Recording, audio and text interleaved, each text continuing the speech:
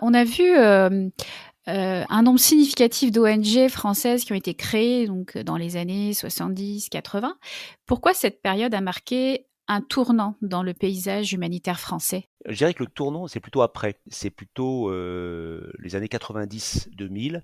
Les années 70-80, c'est le socle fondateur de l'humanitaire postmoderne. Il y avait déjà une action humanitaire au sens de la solidarité en cas de crise. Il datait première convention de Genève, la naissance de la Croix-Rouge, après la bataille de Solferino, la Croix-Rouge qui se crée dans chaque pays sous l'égide du Comité international de la Croix-Rouge.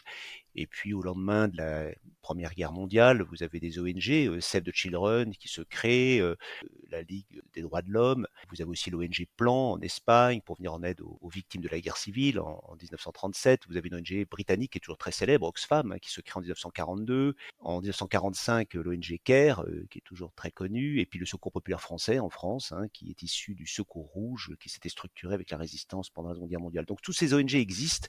Et aux côtés du mouvement Croix-Rouge, sur des causes que je venais de résumer, délivrer une aide publique qui était affectée par ces grands conflits de la Première Guerre mondiale et de la Seconde Guerre mondiale.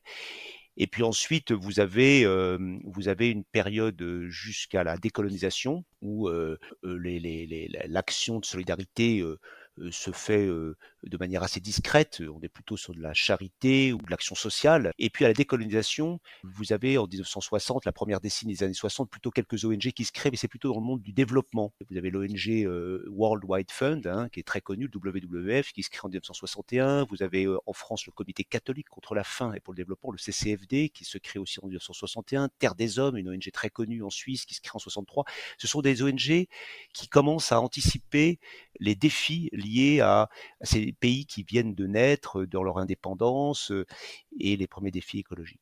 Et pour répondre à votre question, les années 70, c'est le tournant dans le sens où Médecins sans frontières, sur fond de guerre du Biafra, se distance avec la Croix-Rouge internationale qui agit et ne parle pas en décidant d'agir et de témoigner. Et ça, c'est vraiment l'acte fondateur de ces fondateurs d'MSF qui décident en 1971 de créer l'ONG. À cette première création, d'autres ONG dans la même veine, le même ADN, se créent. En 1979, vous avez Médecins du Monde, Aide médicale internationale, vous avez aussi Action internationale contre la faim, qui s'appelle ACF maintenant, qui a été créée par Bernard-Henri Lévy et François Giroud. Ça, c'est donc les années 70. Et puis, on continue dans la décennie des années 80, et là, vous avez toute une série. Alors, je parle essentiellement de la France, bien sûr, je ne veux pas faire du chauvinisme, mais bon, voilà, je connais mieux ce secteur que le reste du monde, mais j'imagine que dans les autres pays, d'autres ONG un peu similaires se sont créées. Mais en France, c'est vraiment une école de l'humanitaire moderne qui s'installe avec une volonté d'aller sur les lignes de front, de franchir les frontières clandestinement pour porter secours là où c'est nécessaire et de rapporter des témoignages. Et donc, on a ces ONG qui sont, alors, Solidarité internationale, on vient de le dire, Solidarité qui se crée en Afghanistan, mais aussi Équilibre, l'ONG que vous citiez pour laquelle j'ai travaillé, Handicap international, qui est très connu, Vétérinaires sans frontières, Enfants réfugiés du monde, Aide et Action, Care France, Santé Sud, Pharmaciens sans frontières, Reporters sans frontières. Toutes ces ONG se créent beaucoup sur fond de conflit en Afghanistan ou au Cambodge. Et puis, on a parlé de Bioforce, donc en 1980, début des années 80, la création de cette école, qui est la première école au monde qui tente déjà d'organiser la logistique humanitaire. On voit que ces 15 années passées déjà nécessitent que l'humanitaire se structure d'un point de vue logistique. Et puis, pour terminer sur cette double décennie, au niveau des États, la France est aussi très leader, très pionnière, puisque en 1986, Jacques Chirac, qui était alors Premier ministre, nomme Claude Maluret, qui était partie des fondateurs de Médecins sans frontières, secrétaire d'État chargé des droits de l'homme, ce qui aussi précède la création, là encore, en 1986, d'une autre ONG française qui s'appelle Enfants du monde droits de l'homme, qui existe toujours. Et puis, pour achever cette décennie des années 80, en 88, la France est le premier pays au monde à se doter d'un ministre dédié à l'action humanitaire sous la présidence de François Mitterrand.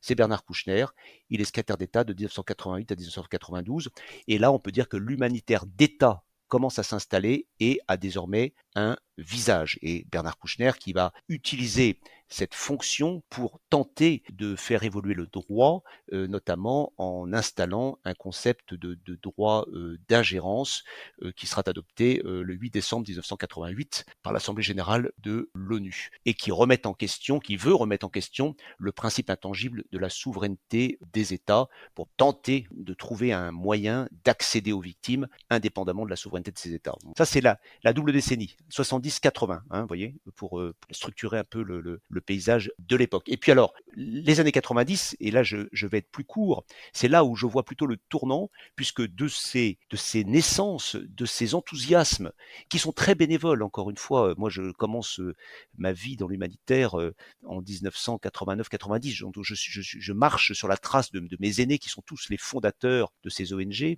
C'est très bénévole encore, on est vraiment, il n'y a pas d'internet naturellement, on part aux quatre coins du monde avec 3 sous, on est dans un humanitaire plus de démonstration qu'un humanitaire d'impact. Mais évidemment, les crises se multiplient, le mur de Berlin tombe, et donc là, les années 90 vont voir l'explosion de conflits liés à la fin du bipolarisme, à la montée des nationalismes, des mouvements identitaires, religieux dans les pays, etc. Bref, beaucoup de conflits. Et donc les humanitaires vont là passer de plus en plus à un humanitaire d'impact. Il s'agit d'agir de plus en plus au plus grand profit du plus grand nombre de victimes. Donc là, les années 90, c'est un tournant. C'est là où je le situe plus, voyez-vous. C'est-à-dire, on passe à un humanitaire professionnel. Là, on commence à salarier les travailleurs humanitaires, à les protéger davantage, à leur donner des moyens qui sont considérables, logistique, de transport. On structure véritablement cet humanitaire de cette décennie des années 90. Ça s'accompagne de la création au niveau de l'Union européenne en 1992 de la Direction générale ECHO, qui va être le plus grand bailleur humanitaire au monde, avec les États-Unis naturellement, dont on sait aujourd'hui le recul, le tournant, on en parlera tout à l'heure, mais ECHO donc, se crée sous l'impulsion des États membres de l'Union européenne pour financer massivement toute cette geste humanitaire, tous ces acteurs qui sont très professionnels, qui deviennent de plus en plus redevables, qui sont capables de rendre des comptes également sur des budgets qui vont au-delà de l'argent qu'ils collectaient jusqu'à présent auprès de leurs donateurs sur des événements par-ci ou par-là et qui vont devenir de plus en plus impactants.